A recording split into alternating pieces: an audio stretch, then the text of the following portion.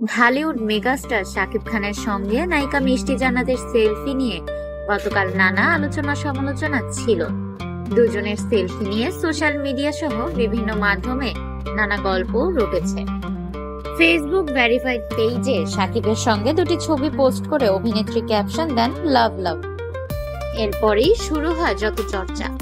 দুই তারকাকে নিয়ে অনেকেই আবার বিয়ে পর্যন্ত খবর রটিয়েছেন। তবে দিনভর এ নিয়ে যখন নানা চর্চা, তখন বিষয়টি স্পষ্ট করলেন অভিনেত্রী মিষ্টি জান্নাত। তিনি সংবাদ মাধ্যমকে বলেন, শুধু সেলফি, আমরা যে দিনভর আড্ডা দিলাম এর কি হবে। দুজনের একসঙ্গে সেলফি প্রসঙ্গে অভিনেত্রী বলেন, কিছু একটা তো বটে, নইলে আমি কেন কলকাতায় আসব। এখনই কিছু বলতে চাই না, সময় এলে জানতে পারবেন। এদিকে জানা গেছে চিকিৎসার জন্য মুম্বাই গিয়েছিলেন মিষ্টি জান্নাত। সেখানে থেকে কলকাতায় গিয়ে শাকিব খানের সঙ্গে দেখা করেন, কিন্তু নায়কের সঙ্গে সেলফি সহ বিভিন্ন খবর দেখে অনেকটাই বিরক্ত তিনি।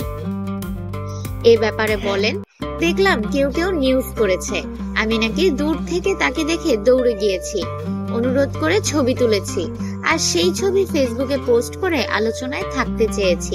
তিনি তো মেগাস্টার, তার ক্যারিয়ার 25 বছরের, আমার নিজের বয়স 27 চলে, আমি তো তার সঙ্গে ছবি তুলতেই পারি। এ ডাক্তার অভিনেত্রী বলেন, আগেও আমাদের সম্পর্ক ভালো ছিল, মাঝে একটা বিষয় ভাইরাল হলো, তাতে সম্পর্ক খারাপ হয়নি।